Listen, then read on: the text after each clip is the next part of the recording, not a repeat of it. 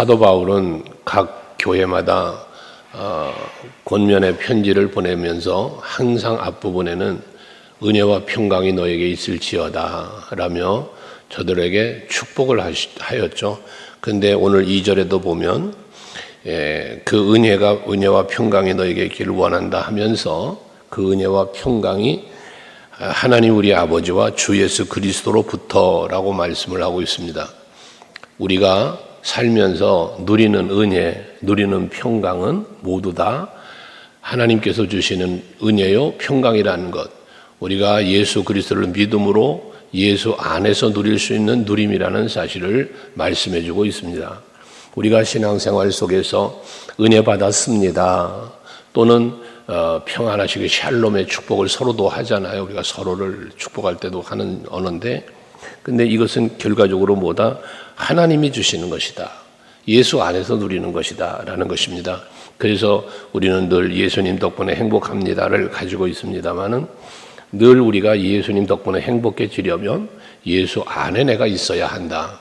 또 내 안에 예수를 모셔야 한다라고 늘 말씀을 드렸죠.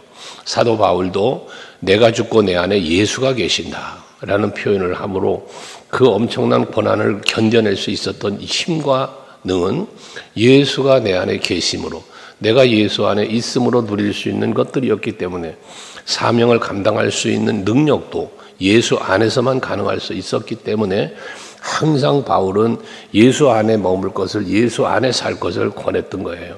그게 바울의 세 가지 신앙을 말할 때에 그 중에 하나가 예수 안에서라는 신앙을 가지고 있었다는 것이죠. 오늘도 하루를 사실 때에 여러분들 예수 안에서 사셔서 그로 말미암아 부어지는 은혜와 평강이 여러분들의 누림이 되시기를 축복합니다. 그래서 3절에 말합니다. 찬송하리로다. 그는 우리 주 예수 그리스도의 하나님이시요 자비의 아버지시요 모든 위로의 하나님이시며 라고 말합니다. 그러니까 우리에게 은혜를 베푸시고 우리에게 평강을 주시는 하나님은 어떤 분이신가를 말씀하죠. 하나님은 우리 아버지시다. 우리가 신앙을 고백할 때도 전능하사 천지를 만드신 하나님 아버지를 믿사오며 라고 말하고 있습니다. 요한복음 1장 12절도 하나님께서 우리에게 은혜와 복을 주시되 뭐합니까? 예수 그리스도를 영접하는 자 곧 그의 이름을 믿는 자들에게는 하나님의 자녀가 되는 권세를 주셨다라고도 말씀을 합니다.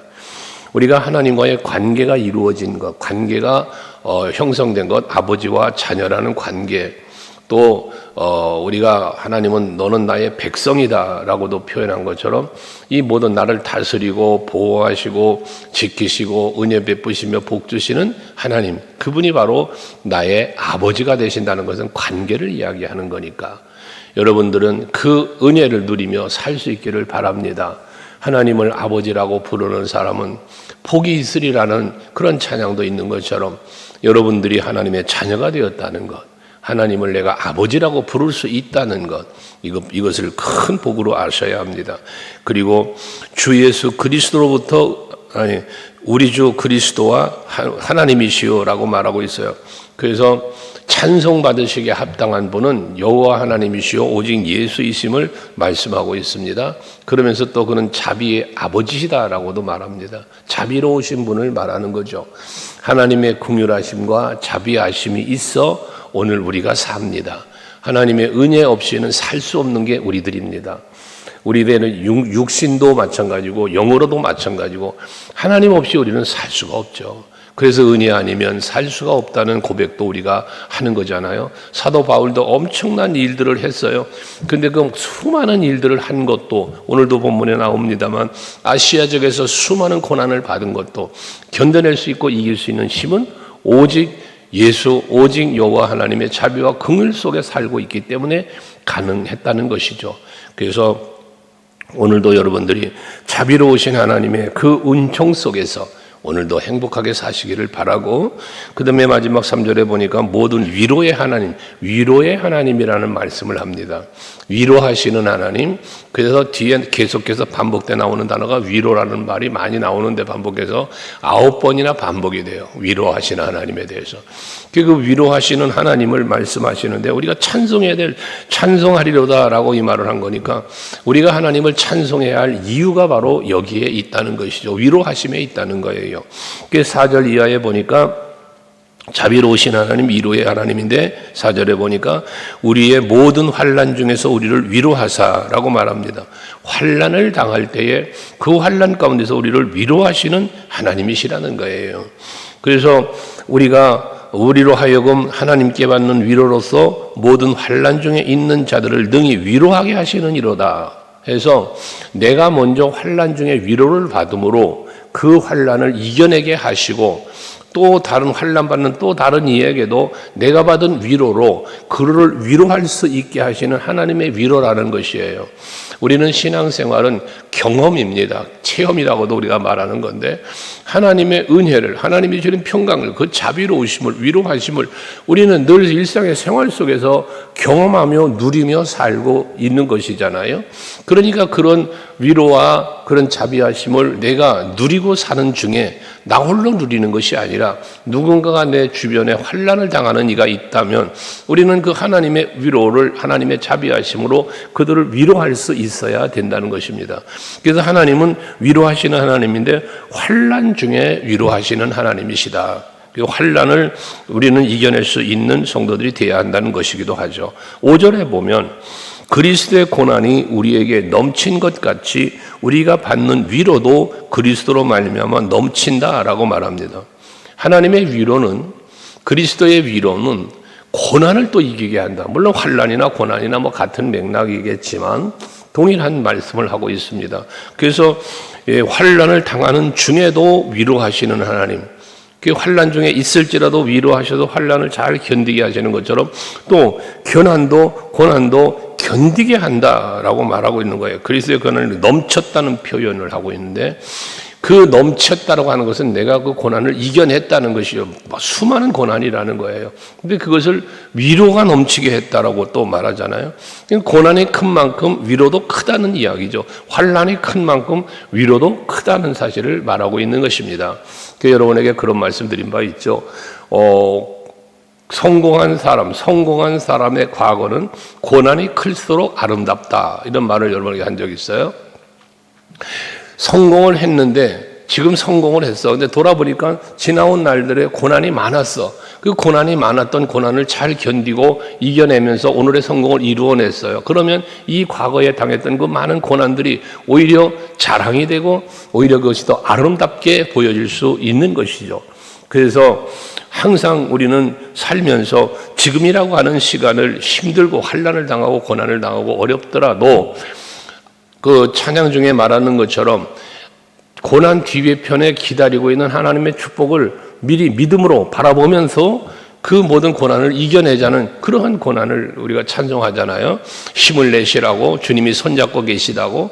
환난을 당해도 고난 중에 있어도 언제나 주님은 우리 곁에 계시면서 함께 계시면서 위로도 해주시고 손을 잡아주시고 건져주시고 지켜주시고 보호하시는 은혜를 부어주신다는 겁니다. 어제 수요 예배에 베드로서를 묵상하면서도 말씀했지만 하나님은 항상 믿음으로 사는 자는 보존해 주시고 건져 주시면서 참으로 심판 가운데서도 심판을 면하게 해주시는 그러한 하나님의 은혜를 말씀하잖아요. 그것처럼 여러분 힘들고 어려운 환난이나 고난을 위로해 주시고 견디게 해주시는 하나님을 보게 된다는 거예요. 그래서 6절에 말하죠. 우리가 환난 당하는 것도 너희가 위로와 구원을 받게 하려는 것이요 우리가 위로를 받는 것도 너희가 위로를 받게 하려는 것이니 이 위로가 너희 속에 역사하여 우리가 받는 것 같은 고난을 너희도 견디게 하느니라. 앞에서도 말한 것처럼 우리가 지금 환난을 당하는 중에 위로를 받고 고난을 당하는 중에 위로를 받으며 그 자비로우신 하나님의 은총 속에 살고 있는 것은 그 환난을 당하는 것도 고난을 당하는 것도 위로를 받는 것도 모두 다 무엇을 너희도 위로받기를 원한다는, 너희도 견디게 되기를 원한다는 것이죠. 그래서 그런 모든 믿음의 삶으로, 위로받는 삶으로 저들을 위로하는 거예요. 그러니까 저들은 알잖아요. 지금 사도들이 얼마나 고통을 당하고 있는지, 바울 같은 경우에 얼마나 어렵고 힘든 상황에 처해 있는지를 알잖아요, 성도들이. 그런데도 불구하고 저렇게 담대하게 복음을 전하고 저렇게 우리에게 대해서 참 마음을 쏟고 기도하며 하는 그 모습을 보잖아요. 그러면서 그 바울에 대한 모습을 보면서 위로를 받는 거예요. 여러분들이 그 앞장서시는 분들, 교회 안에 리더가 되시는 분들이 계시잖아요. 그럼 그분을 따르시고 함께하는 분들이 바라볼 때 우리를 위하여, 그리스도의 몸된 교회를 위하여 헌신하고 수고하고 땀 흘리며 애쓰는 모습을 보면서 그 애씀과 수고함과 그 모든 것들을 지켜보면서 뭐합니까? 내가 교훈을 삼기도 하고 참 그분의 그러한 앞장서는 모습을 따라가려고 하기도 하고, 이건 여기 오늘 본문에 위로를 말합니다마는 우리가 그런 것을 바라보는 것조차도 우리는 그것을 통해서 위로를 받는 거예요. 아, 저렇게 사는 분도 계시구나. 저렇게 열심히 있는 분도 계시구나.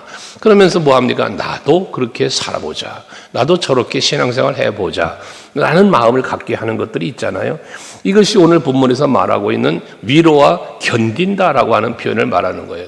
당시 시대에는 왜 핍박이 심했잖아요. 고난이 심했던 때예요. 사람을 죽이고 여러분 감옥에 가두고 매를 때리고, 이게 예수 믿는 사람들이 겪는 고난이라였단 말이에요. 환난이었단 말이에요.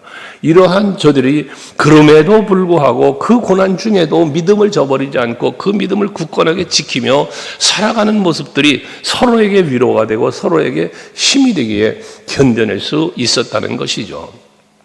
그래서 항상 우리는 이 고난을 당하는 이유가, 사도 바울이 말하는 고난을 당하는 이유가 너희를 위한다는 말을 하잖아요. 너희를 위하여라는 말을 하는데, 결과적으로는 복음을 위하여 고난을 당하는 거고, 한 영혼을 사랑하는 마음 때문에 그 영혼을 구원하기 위하여 몸소 이 고난을 당하는, 그렇게 했을 때 하나님 나라의 상급이 있고 또 하나님 앞에 칭찬이 있을 것이라는 그 믿음과 소망 때문에 위로를 받게 되고 힘으로도 견디게 되어지는 것이죠. 여러분, 한 영혼을 사랑하는 마음이 내 안에 진실하게 있어야만 그 영혼을 위하여 기도도 하고 그 영혼을 위하여 전도도 하고 모든 것을 할 수 있는 것이거든요. 여러분들이 오늘도 한날을 한 영혼 사랑하는 영혼들이 여러분 전도 대상자로 있을 거 아니겠습니까?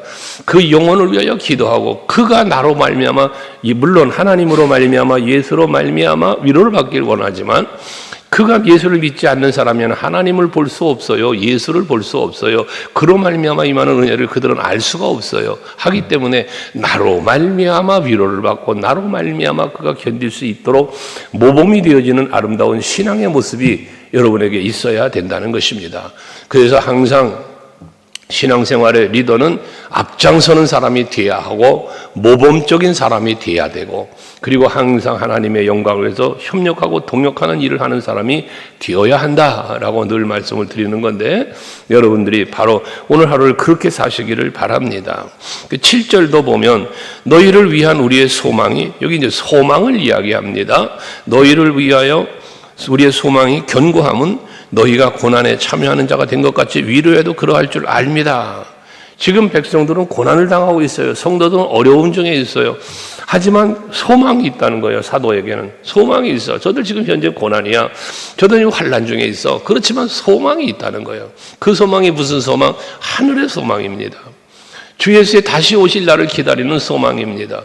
그래서 우리도 마찬가지 하나님 나라를 바라보기 때문에 이 세상의 것들 때문에 시험이 들거나 이 세상 것 때문에 쾌락에 빠지지도 않을 뿐더러 세상에 힘들고 어려운 일들을 만나도 그 소망을 바라보기 때문에 즐거워하며 기뻐하며 견딜 수 있게 되어진다는 것이죠.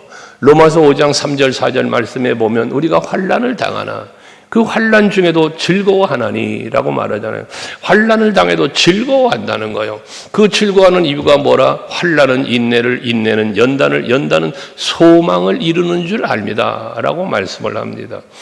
하늘에 대한 소망을 가지고 있기 때문에 환난을 당하지만 우리가 인내할 수 있고 연단을 받지만 그 안에서 소망이 이루어진다는 사실을 믿음으로 바라보기 때문에 견딜 수 있는 것이고 오히려 즐거워하느니라라는 표현을 하고 있는 것입니다.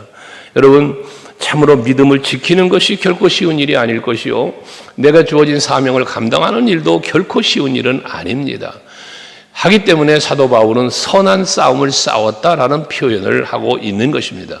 여러분들이 오늘을 사시는데도 분명한 영적인 싸움은 있을 것입니다. 개인적으로나 가정적으로나 있을 것이에요. 교회적으로도 마찬가지일 수 있겠죠. 그럴 때 그 싸움은 선한 싸움입니다. 영적 싸움은 선한 싸움입니다. 왜? 악의 권세, 사단의 권세는 우리가 물리쳐야 하고 이겨야 하니까요. 근데 그것을 이길 수 있는 힘은 어디에 있다? 오직 성령, 오직 예수, 오직 말씀 외에는 이길 수 있는 능이 없어요.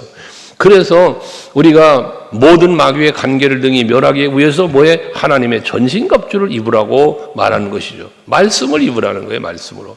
예수님도 시험 당할 때 말씀으로 물리치시고, 여러분 하나님의 말씀을 제대로 몰랐기 때문에 마귀의 유혹에 홀랑 넘어가 선악과를 먹은 것이고 그런 거잖아요.